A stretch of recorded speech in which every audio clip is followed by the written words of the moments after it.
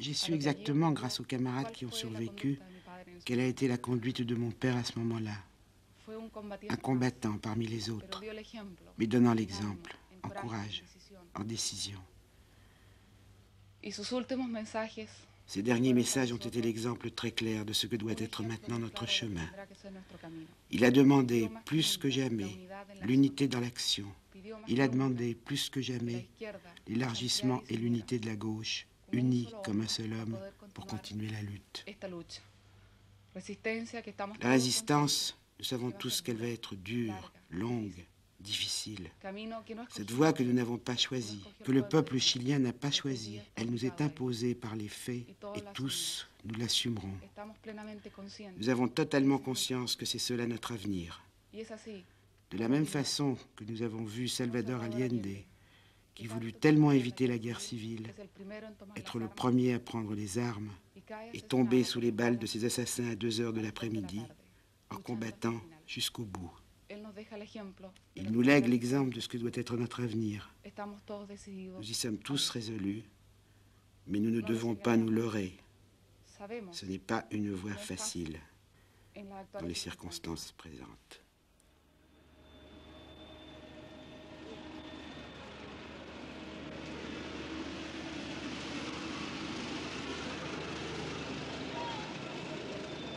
À Santiago, fin septembre 1973.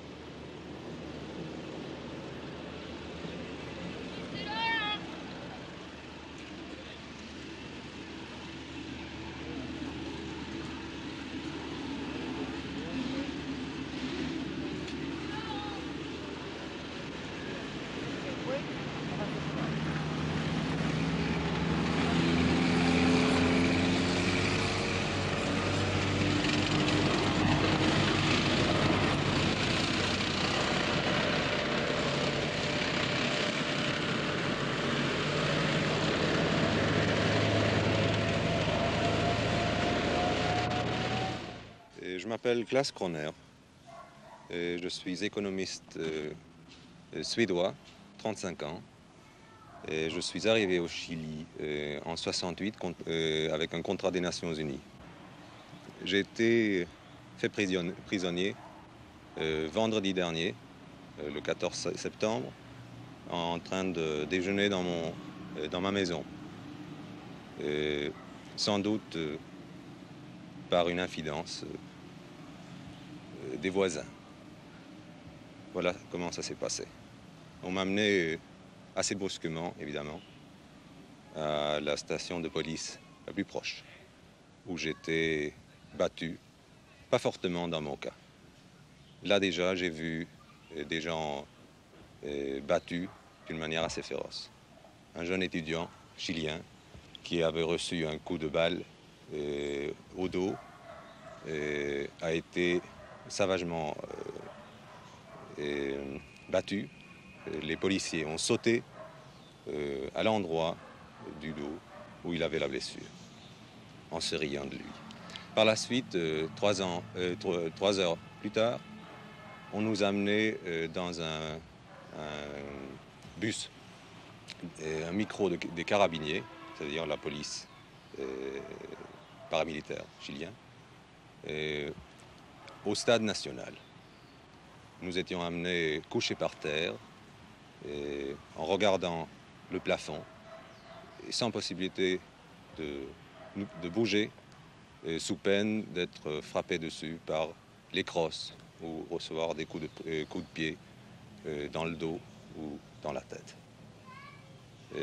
Même histoire au stade national, où heureusement, dans mon cas, s'est produit l'intervention de mon ambassadeur, ce qui sans doute m'a sauvé la vie.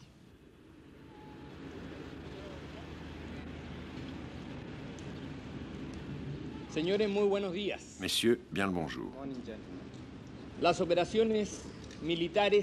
Les opérations militaires sont terminées.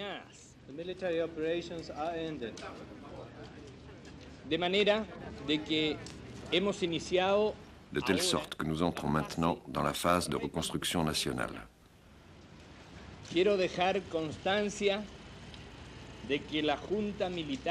Je veux établir clairement que la junte militaire n'est pas une dictature militaire et ne recèle aucune ambition politique.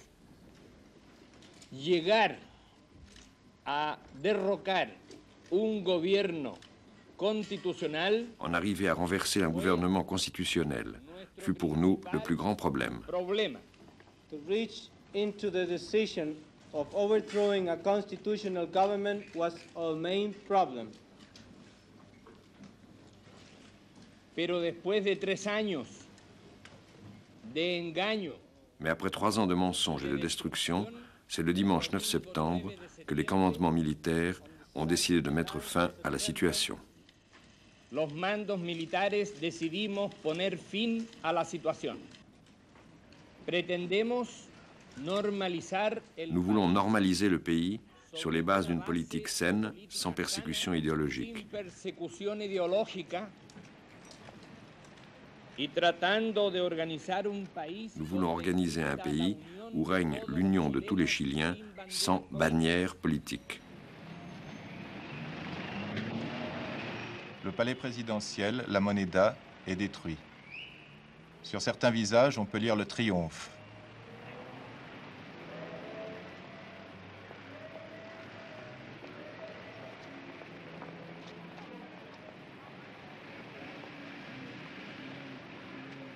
Le général Lee est le plus jeune des 4 membres de la junte.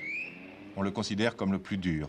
Bueno, la verdad es de que hay 2 campos con La detenidos. vérité, c'est qu'il y a 2 camps de détention. L'un est au stade national et il est actuellement très encombré. On y arrive à une quantité supérieure à 7000 personnes. A las 7.000 personas. El coronel Espinosa ha dispuesto la forma en que se va a realizar esta visita. L'officier de presse de la junte nous présente le colonel Espinosa, qui a réglé le cérémonial de cette visite au stade national. Sigan todas sus indicaciones. En mon nom et en celui de mes troupes, je vous exprime notre plaisir de vous voir ici. Nosotros, como ellos, estábamos un tanto desconectados del mundo exterior. Pour nous comme pour eux, dedans, il y a l'impression d'être un peu coupé du monde extérieur. Nous sommes voués à une tâche extrêmement importante, qui est de maintenir nos compatriotes, ainsi que d'autres de nos frères latino-américains, dans les meilleures conditions possibles, en dépit de tous les problèmes urgents que nous avons dû affronter. En medio de la enorme emergencia que hemos tenido que afrontar. Por eso es que al verlos, C'est ainsi qu'en vous voyant, j'ai l'impression de renouer avec l'extérieur. Nous nous consacrons les uns et les autres à améliorer les conditions de séjour afin de nous conformer dans la mesure du possible aux canons que l'humanité nous impose. que la humanidad nos impone. Les prisons étant trop petites, les stades sont transformés en camps de concentration. Les couloirs, les vestiaires, les douches sont les cellules. Dans un vestiaire de 25 places, on entasse 200 prisonniers.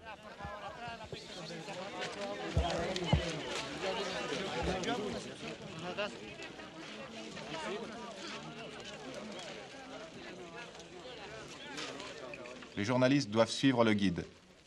Sur les gradins, à peine un 10e des prisonniers, les plus présentables, sont censés donner une image rassurante de la répression. Pourtant, les témoignages permettent maintenant d'affirmer que chaque nuit, on torture, on exécute.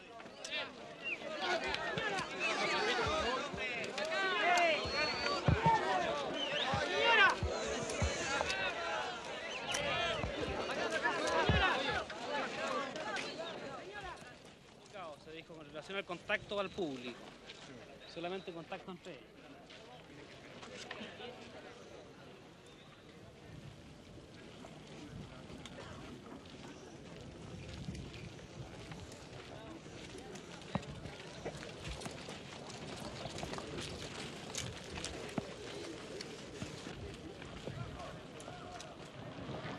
Après le spectacle, le débat.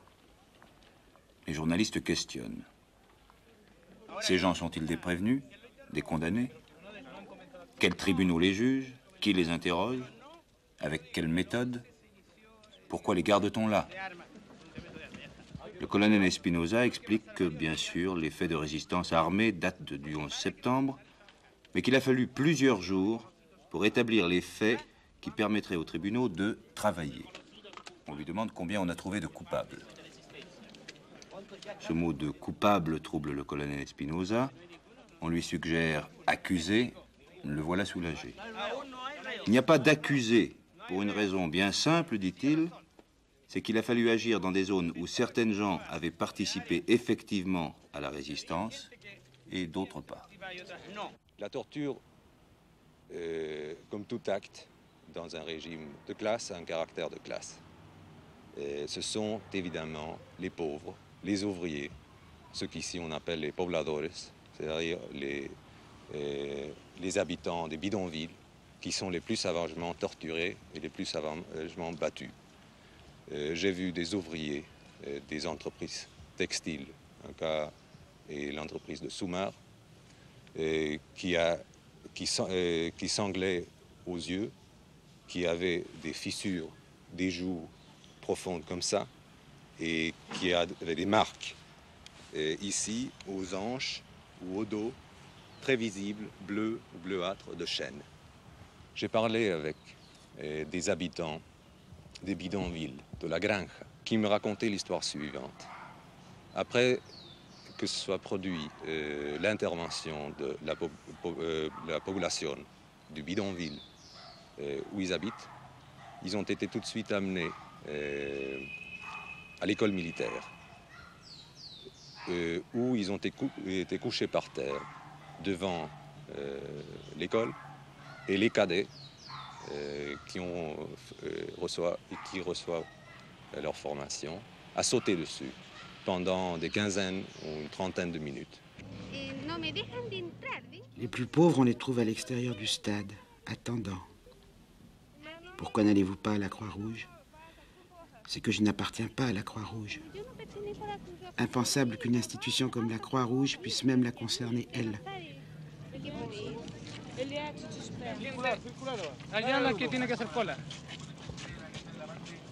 Sí que tengo la onda. Disolver los grupos, por favor.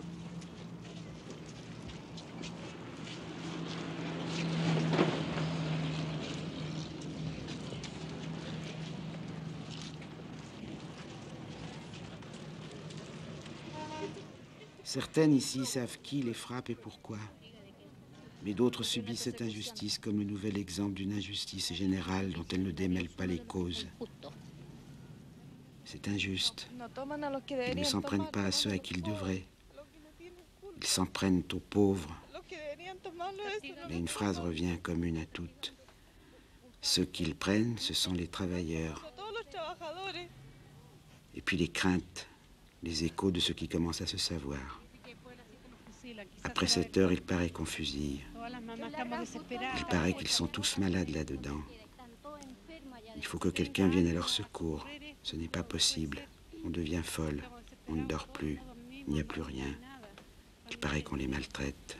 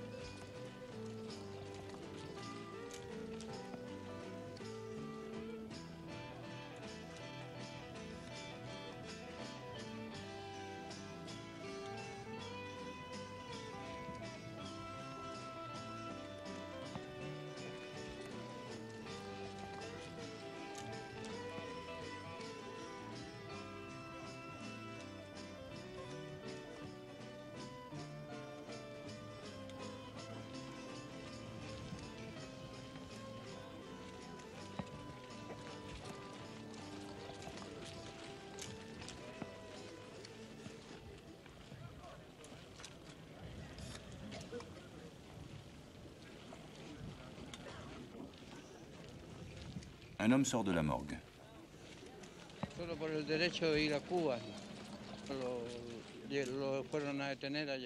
On l'a arrêté seulement parce qu'il avait été à Cuba. On m'a dit qu'il était au stade. Plus tard, ils ont téléphoné à mon fils et ils ont dit qu'il était à la morgue. D'abord, on n'a pas pu le reconnaître et puis ensuite, À son visage, on a su que c'était lui. Et là maintenant, quand nous l'avons habillé, nous l'avons reconnu. Il avait une cicatrice au petit doigt. Et maintenant, nous allons l'enterrer au cimetière. Il avait 26 ans. Et un enfant.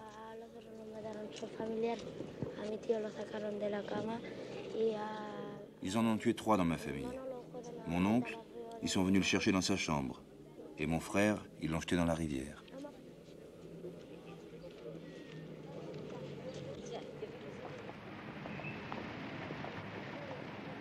« 15 jours après le coup d'État, les traces de la répression violente sont de moins en moins visibles.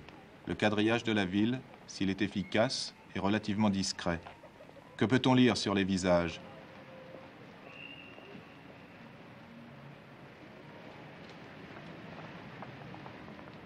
Les journaux, entièrement contrôlés par la junte, mentent sans pudeur. Un signe, cependant, les appels à la délation y sont constants.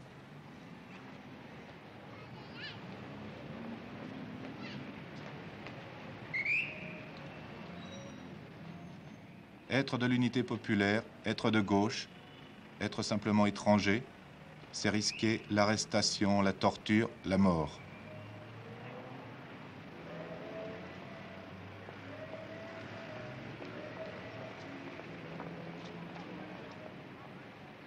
Un tract lancé par hélicoptère sur Santiago, le premier jour du coup d'État, dit « Pas de pitié pour les extrémistes étrangers venus tuer les Chiliens. Citoyens, restez en alerte et dénoncez-les aux autorités militaires les plus proches. Pour connaître la vérité, il faut filmer clandestinement ceux qui, bien que pourchassés, traqués, risquent leur vie en voulant parler. » Le 12 septembre, les policiers militaires sont venus à la maison. Ils étaient bien une trentaine. Ils venaient perquisitionner.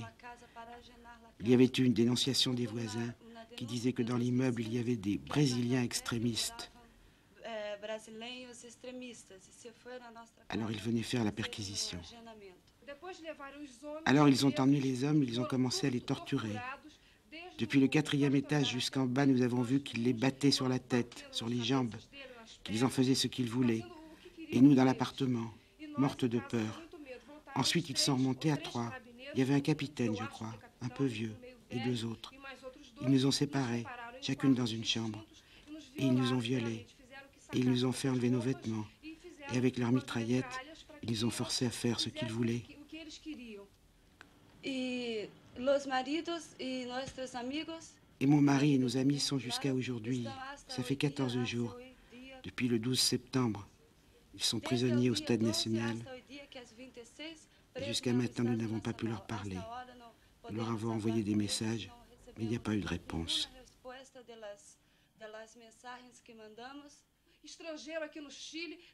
Les étrangers ici au Chili, c'est devenu... ça n'a pas de nom. On doit toujours parler espagnol dans la rue parce qu'on a peur, parce que tout le monde dénonce. On dit c'est un étranger, et on pense que c'est un extrémiste. Et l'extrémiste, on l'arrête, et on le fusille sur place. Je connais plusieurs cas de Brésiliens qui ont été fusillés au Chili.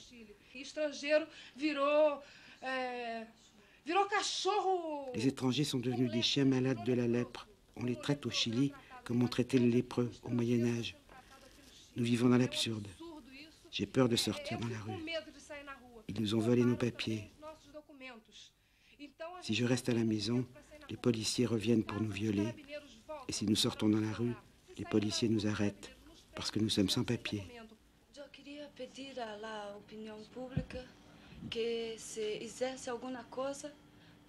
Je voudrais demander à l'opinion publique qu'on fasse quelque chose pour ces garçons qui sont au Stade national, surtout les exilés, parce qu'ils ne peuvent pas rentrer dans leur pays. Ils pourraient être tués au Brésil. Un exilé ne peut pas rentrer au Brésil.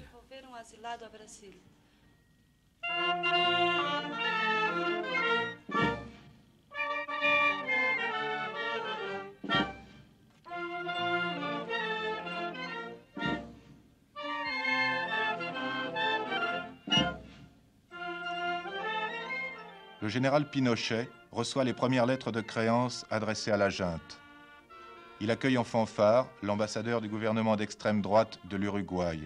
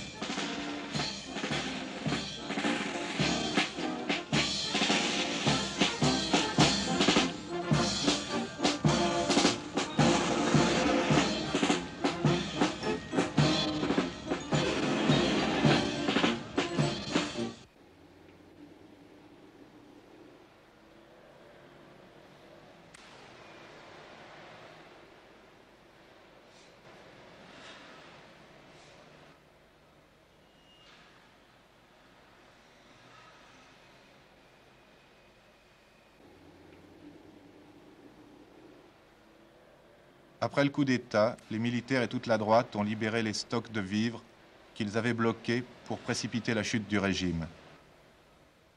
Mais après quelques jours d'amélioration, on retrouve les files d'attente. Les généraux triomphent. La droite commence à se demander si elle a raison de triompher. Salvador Allende est mort. Combien d'entre vous, Chiliens, avez entendu son dernier message radio, lancé depuis la Moneda bombardée? Je ne me retirerai pas. Placé dans une situation historique, je paierai de ma vie la loyauté que le peuple m'a confiée.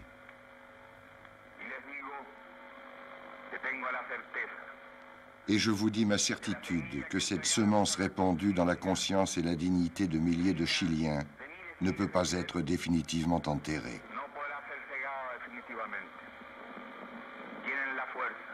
Ceux qui ont la force en ce moment peuvent nous asservir. Mais on n'arrête pas une société en marche par le crime, ni par la force. L'histoire est avec nous, et ce sont les peuples qui font l'histoire. Travailleurs de ma patrie, je vous remercie pour votre loyauté, pour votre confiance en un homme qui n'a rien été d'autre que l'interprète d'un immense désir de justice.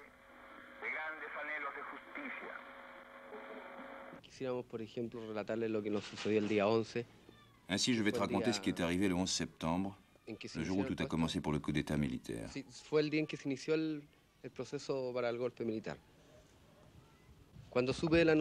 Quand j'ai su la nouvelle, j'ai téléphoné. Et nous avons décidé d'aller à l'université pour prendre les consignes de nos dirigeants. Nous sommes arrivés vers 10h30, 11h. Et nous étions là quand le palais présidentiel a été bombardé. Nous sommes restés là tout l'après-midi. En vérité, il n'y avait pas beaucoup d'armes, juste quelques revolvers. La fusillade a commencé dans la nuit et a duré jusqu'au lendemain. Cette nuit-là, 15 à 20 camarades sont tombés. Oui, morts. Je ne suis pas sûr du nombre. Il y a eu aussi beaucoup de blessés. Oui, énormément de blessés. Mais les morts dont nous parlons sont ceux que nous avons pu voir nous-mêmes. Ensuite, de tous les camarades faits prisonniers, ils ont fait 2 groupes pour décapiter les organisations.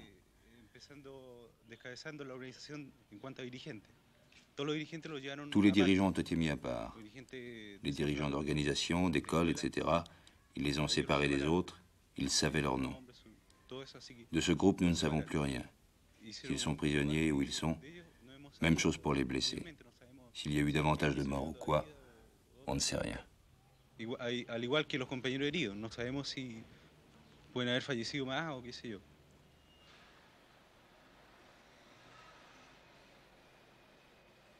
Soy obrero de la empresa metalúrgica. Je suis ouvrier à l'usine métallurgique. El día 11, después de la caída del compañero presidente, le 11 septembre, après la mort du camarade président et la répression qu'il y a eu contre les ouvriers, nous avions des ordres du syndicat, de la centrale unifiée des travailleurs, d'occuper les usines et de résister jusqu'aux dernières limites.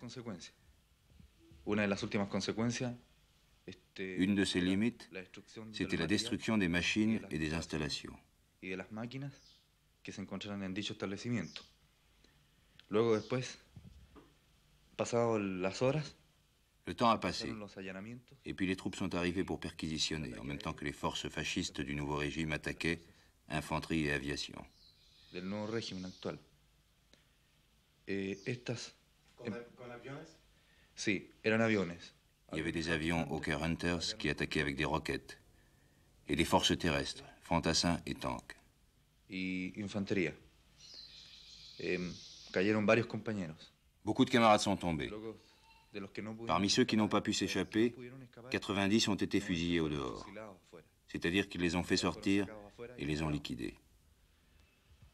Los demás que lograron, como se llama, quedar con vida y algunos que pudimos escapar. Parmi les survivants, certains ont pu s'échapper. Les autres ont été emmenés prisonniers jusqu'à la colline de Chena et là on les a fusillés. Et pour ne pas laisser de traces, ils ont brûlé les cadavres. Los iban quemando.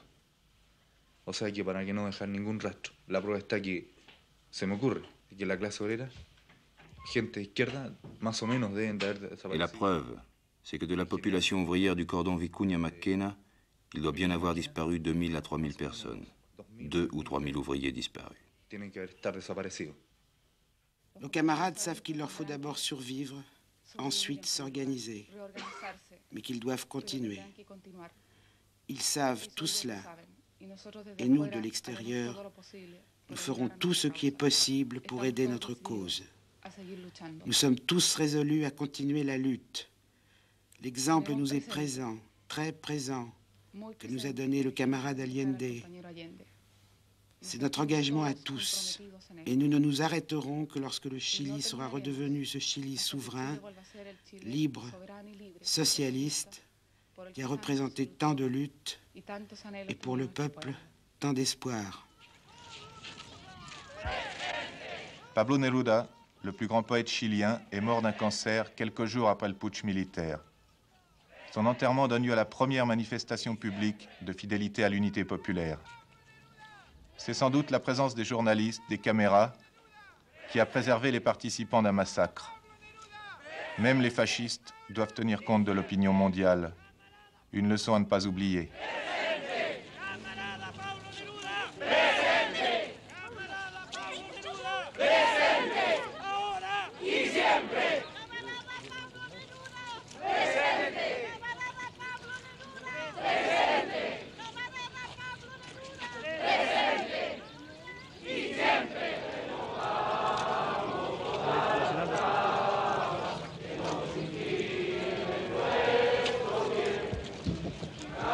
Yeah.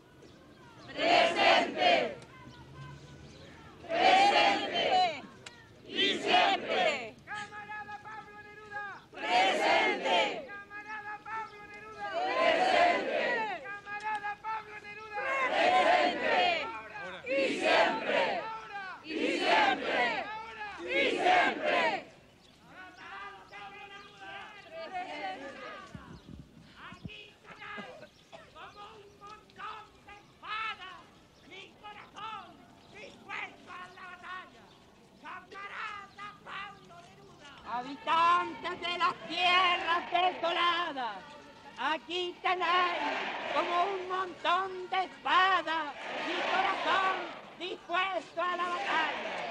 Pablo Neruda.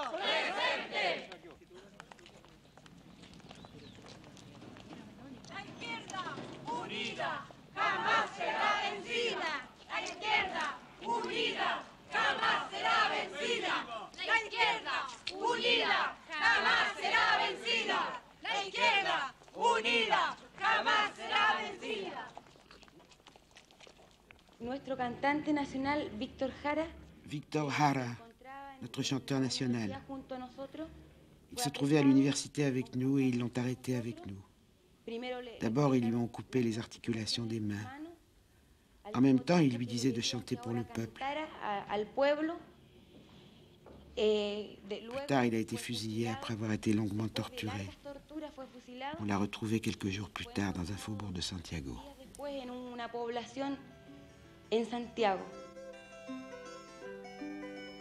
El derecho de vivir, poeta Ho Chi Minh, que golpea de Vietnam a toda la humanidad. Ningún cañón borrará el surco de tu arrozal, el derecho de vivir en paz. Indochina es el lugar más allá del ancho mar, donde revientan la flor con genocidio y napalm. La luna es una explosión que funde todo el clamor, el derecho de vivir en paz.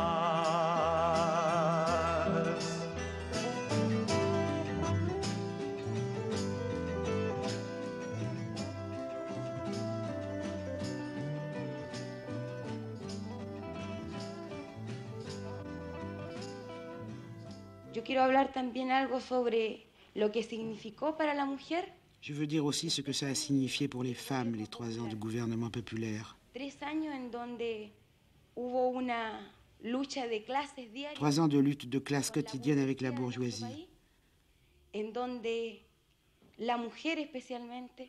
Pour la première fois, la femme était traitée comme une femme, comme un être humain. Notre participation était réelle, où nous comptions vraiment. Éramos tomados en cuenta, en donde en estos 3 años se aumentó las vacantes. 3 ans où davantage de femmes ont pu entrer à l'université. La mujer que llegó a la universidad, la mujer ya no solo vivía el papel de estar sumida en su hogar, esclavizada. Où le destin de la femme n'était plus seulement d'être une esclave au foyer, mais d'avoir aussi une patrie à défendre et un devoir à accomplir.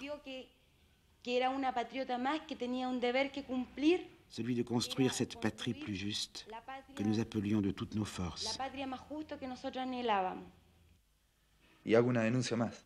Et je veux dire encore, Le seul coupable de tout cela, c'est l'impérialisme américain, avec ses valets chiliens, le Parti national et l'Association Patrie et Liberté, qui sont des organisations fascistes. La répression a continué, elle continue encore. La répression à domicile, qui a fait disparaître des familles entières. Je dirais, le génocide a continué. Ils ont beau essayer de cacher leurs crimes et leurs ignominies, ils n'y arriveront pas. Parce qu'à la fin, c'est la volonté du peuple qui s'imposera. Parce que nous sommes la majorité. Parce qu'ils savent bien qu'en nous massacrant, ils peuvent nous faire reculer, mais pas nous faire disparaître. Parce que là où tombe un révolutionnaire, il y aura 10 mains pour ramasser son fusil. Van a ir 10 manos a recoger el fusil de ese revolucionario.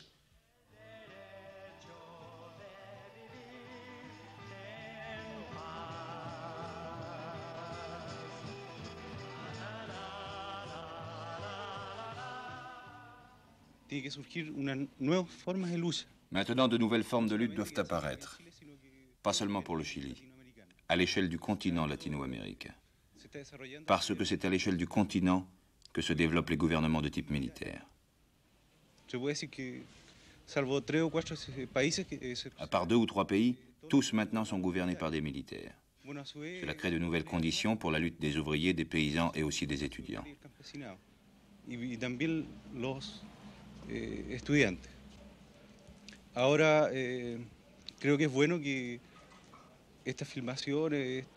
C'est pour ça que je crois qu'il est utile que ce film sorte du pays et soit vu.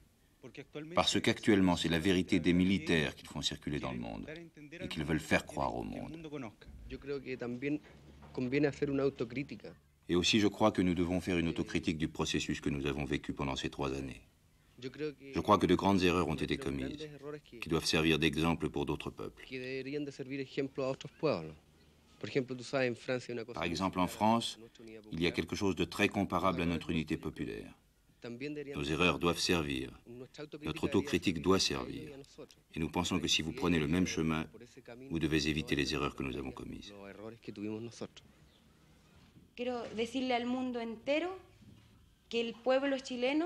Je veux dire que le peuple chilien a une telle conscience prolétarienne, une conscience de classe tellement plus élevée que n'importe quelle autre classe ouvrière d'Amérique latine, que nous nous imaginions qu'ils n'avaient pas besoin d'armes.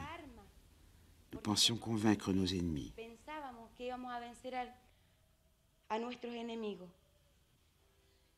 Maintenant, j'ai changé. J'ai compris que notre ennemi est d'une autre espèce.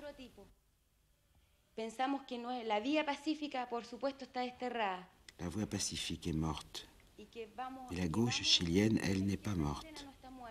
Ils ne l'ont pas détruite parce que pour la détruire, il leur faudrait tuer des millions de Chiliens. Et ça, c'est impossible.